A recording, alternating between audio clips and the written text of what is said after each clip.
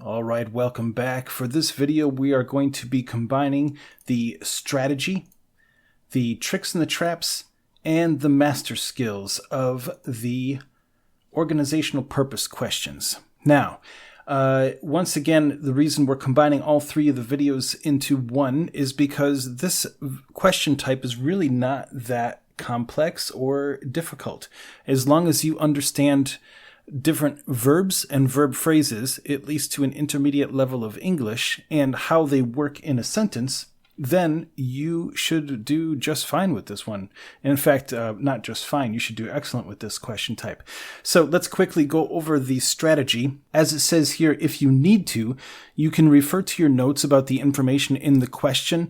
But as I mentioned in the summary video, you probably won't need your notes for this question type. In fact, there's really not much. When you're taking the notes in the audio file, you're not going to be knowing which information they're going to ask about for this question type. It would be almost impossible to determine which sentence or which piece of information they're going to use for this question type. So it would be almost impossible to write specific notes about this. However, there might be some information which is in the notes which could help you. But probably not. This is one where you just use simple logic and your understanding of verbs to answer the question. So then, of course, as with all of the questions in the reading and listening section, you eliminate the answer choices which are obviously wrong. You can usually find at least one of them which is obviously wrong because it's either kind of a silly answer choice or it's just clearly incorrect. And then for those that are left over, you just ask yourself if the classification at the beginning of the answer choice, and by that I mean the verb or the verb phrase, if it fits with the question. So if it says it provides an example of something, you simply ask yourself, does this provide an example? If it's yes, then that's quite possibly the answer. If no, then eliminate it. If it says to provide supporting information, ask yourself, does it provide supporting information? Yes or no? Is this contrasting information? Of course, this would be if the answer choice says to provide contrasting information. If it does that, then it could be the answer. If it doesn't do that, then it's obviously not the answer. It's really that simple. So let's go to the tricks and the traps. Now, the tricks and the traps are related to the strategy. This is one question type where the strategy, the tricks and the traps, and the master skills are all intrinsically related. So the tricks here, answer choices which contain factually true information, but which are not the answer because it does not it doesn't answer the question in the question stem.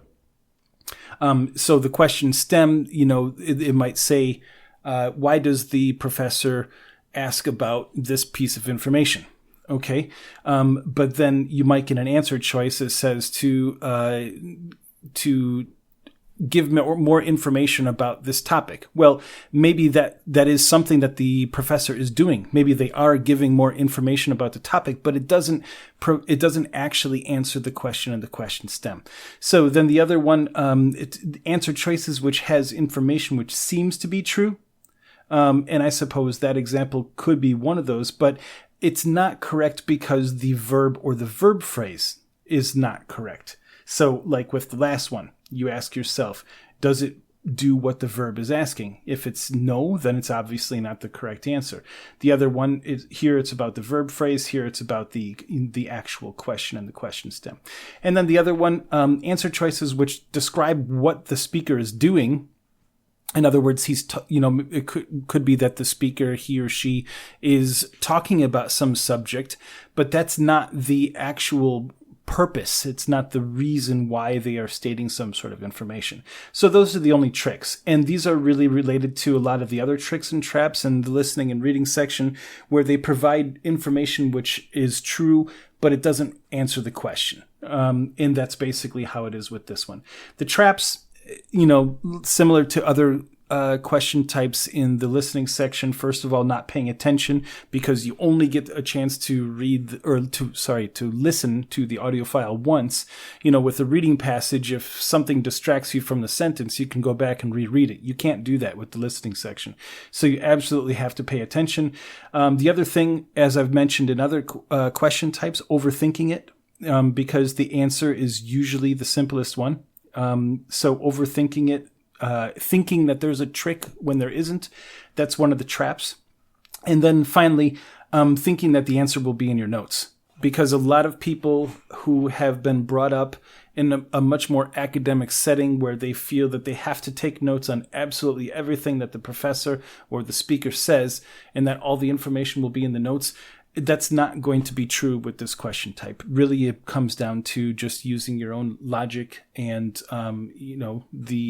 your knowledge of the different verbs and verb phrases. So as far as the master skills, first of all, eliminate obviously wrong answers. That's not necessarily a master skill, but like I said, the master skills, the strategy, and the tricks and traps are all related, and I don't want to leave this page blank because then, of course, you'll think that you're not getting your money's worth. So eliminating obviously wrong answers, then you just make sure that the verb or the verb phrase matches. If it does, it's probably the answer. If it doesn't, it's definitely not the answer. If you have two answer choices where it seems like where the verb or the verb phrase matches and it seems like they both could be, then you go back to the question stem and see if the answer choice answers the question and the question stem, rather than simply describing true information or describing what the person, the speaker, is doing. And that's it. So once again, could it really be this simple? Yes, it is.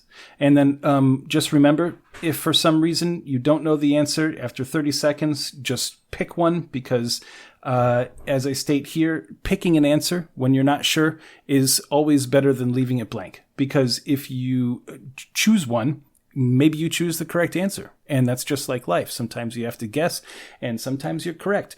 And if you're not, well, at least you tried. And, if you don't try, then you obviously will get 0.